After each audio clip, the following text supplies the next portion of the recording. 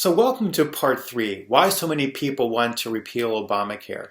Now it's really clear that there's been hostility to this program since its inception, and it barely passed. There was not a single Republican who voted for it in the US House, and there's been an effort by having dozens of times when the House has tried to repeal it, etc. So it's been clear that Republicans have targeted this as enemy number 1 on their list. Why? So we talked in part 2 about a lot of the benefits of the program, but there certainly are a lot of critics, and we need to spend some time taking a look at that. First area, I think, is based upon Obama himself. It's his signature piece of legislation, and it's a representation of Obama and your support for Obama. But there are some really legitimate reasons why people have been targeting it. So next one is around the idea around the role of the federal government and taxes. So there are a lot of people who just value small government and they don't want to see any increased role for the federal government. And something like Obamacare has a significant number of taxes that are involved in sustaining it. There's a tax for the employer mandate for larger employers. So they have a penalty if they don't offer healthcare to their people. There's the individual mandate, which is a penalty for people who don't sign up for the program.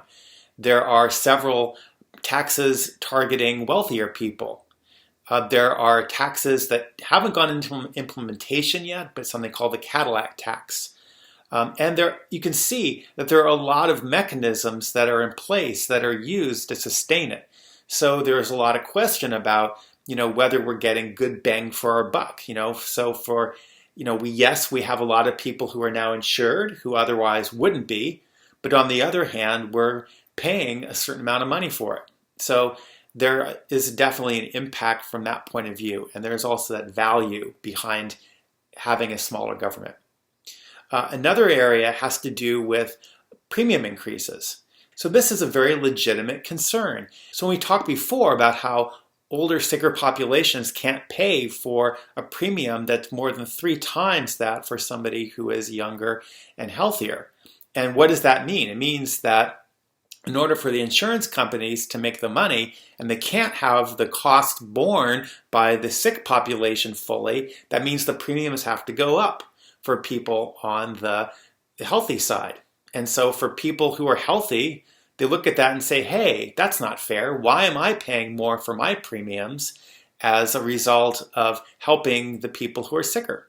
So, in terms of looking at self-interest here, it's very clear the premiums are going to increase for a variety of people. And even though 85% of the people within Obamacare are getting some of the subsidy money or some kind of benefit there, nevertheless, there's that 15% where it's clear to them that they're seeing some pretty significant premium increases potentially. So that's something to consider. There are some people who are talking about Obamacare as a job killer.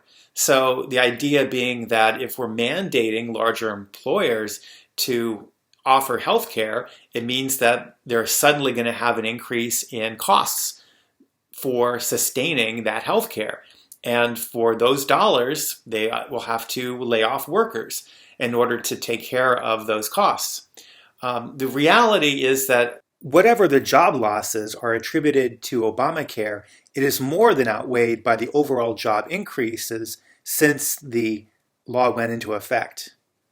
There is some evidence that employers are either reducing their expected new hires or laying off existing employees as a result of rising healthcare costs. However, it isn't quite clear how many of those are attributed to Obamacare itself. Now, one consequence from the critics is that because of the employer mandate, where large employers have to offer healthcare coverage for people who work over 30 hours, the expectation then was that they would reduce hours from over 30 hours to below 30 hours, so they would no longer be subject to the mandate. As you can see here, this has really not taken place. But there are certainly plenty of examples out there, and they're often well publicized, where an employer would say, hey, I did that. I did have to lay off people as a direct result of that act. And so I have no doubt that there is some of that that's going on out there. And then a really unpopular part of the Obamacare program is around how people were suddenly unable to keep the plans that they had before. And, this is actually a real thing because, while it's true that, plans do change quite a lot, and so it's unusual for people who are individuals in the marketplace to keep exactly their plan going forward. It's also true that the Obamacare program intends to include preventative care services and many other services, like we talked about, that are part of a person's healthcare plan. And if that person before only wanted to get very basic, maybe major medical with a high deductible, very limited kind of coverage, those kinds of plans are just not offered anymore. And they're going to have to pay for maybe a basic bronze plan with the Affordable Care Act in the marketplace. And that plan may end up being more expensive. Why? It may have high deductibles for major medical, but nevertheless, it includes services that they didn't have before. On the other hand, maybe those are services that the person doesn't need. Increased premiums are also affecting the overall marketplace and creating instability and uncertainty for the providers. And there are now fewer providers who are participating in the Obamacare exchanges. As a consequence, people may not be able to keep the doctors that they want to year because their provider may no longer be available. And recently, we have seen that in some states, the number of providers has truly shrunken down, so there may only be one provider for a given area.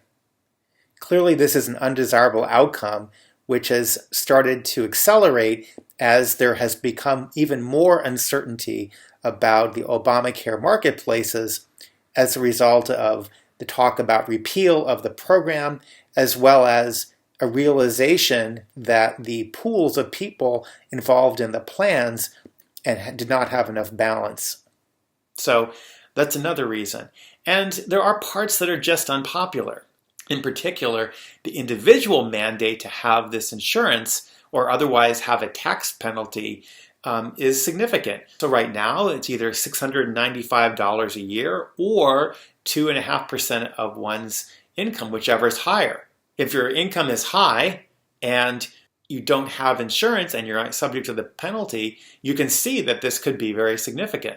So that's another example. All in all, I want to be clear that this program is something that a lot of people are upset by, and there are definite trade-offs. So, the trade-off is between no coverage for 25 million people versus the rest of us kind of subsidizing that in one way or the other. We're taxpayers, right? So we have to subsidize it after a fashion.